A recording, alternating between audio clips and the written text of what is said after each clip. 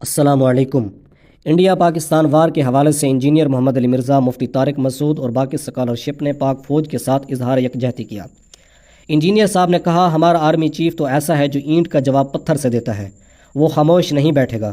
مفتی طارق مسعود صاحب نے واہگہ بارڈر پر جا کر کہا کہ اگر انڈیا کو ہماری جنگی استعداد پر شک ہے تو آزما کے دیکھ لیں۔ ناظرین، یہ وہی سرکاری ملا ہیں جو مقبوضہ کشمیر کے حوالے سے حکمت سے کام لینے والے ہیں اور کہتے ہیں 75 سال سے جلتے ہوئے کشمیر کا مسئلہ UN کے ذریعے حل ہونا چاہیے، کیونکہ پاکستان اس وقت جنگ کا متحمل نہیں ہو سکتا۔ جب فلسطین کی باری آتی ہے تو حکمت کو بیچ میں لاتے ہیں، کہتے ہیں مصلحت سے کام لینا چاہیے اور UN کے ذریعے، انٹرنیشنل کمیونٹی کے ذریعے اس مسئلے کو حل کیا جانا چاہیے۔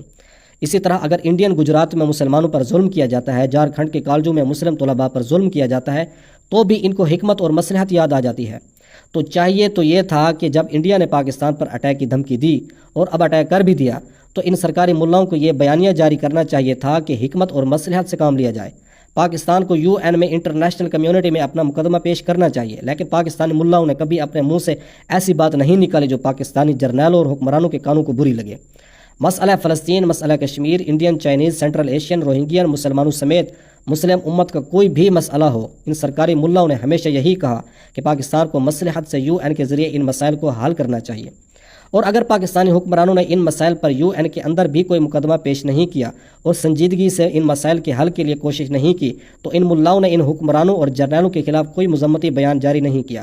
بالخصوص انجینئر صاحب نے تو الٹا ان حکمرانوں اور جرنیلوں کو فیس سیونگ دیا کہ ہاں، آپ تو مجبور ہیں، آپ تو مقروض ہیں، آپ کے پاس ٹیکنالوجی نہیں ہے، آپ تو کچھ کر ہی نہیں سکتے۔ ناظرین، پاکستانی حکمران، جرنیل اور ملا یہ جانتے ہیں کہ UN سیکورٹی کونسل، ICJ وغیرہ طاقتوروں کا ایک ہتھیار ہے جو ہمیشہ کمزوروں کے خلاف استعمال ہوتا ہے۔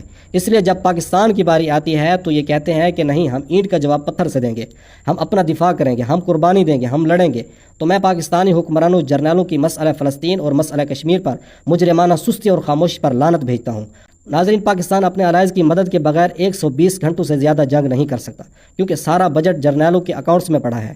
اس کے باوجود پاکستانی جرنیل اپنا امیج بحال کرنے کے لیے پیچھے نہیں ہٹیں گے، اور اپنا امیج بحال کر لینے کے بعد انہوں نے پہلے سے زیادہ بجٹ کھانا ہے اور پہلے سے زیادہ تیاری کے ساتھ پاکستان کو لوٹنا ہے، کیونکہ دفاع کے نام پر پاکستان کو کنگال کرنے کا بہانہ بھی مل جائے گا اور علماء کی طرف سے فیس سیونگ بھی مل جائے گا۔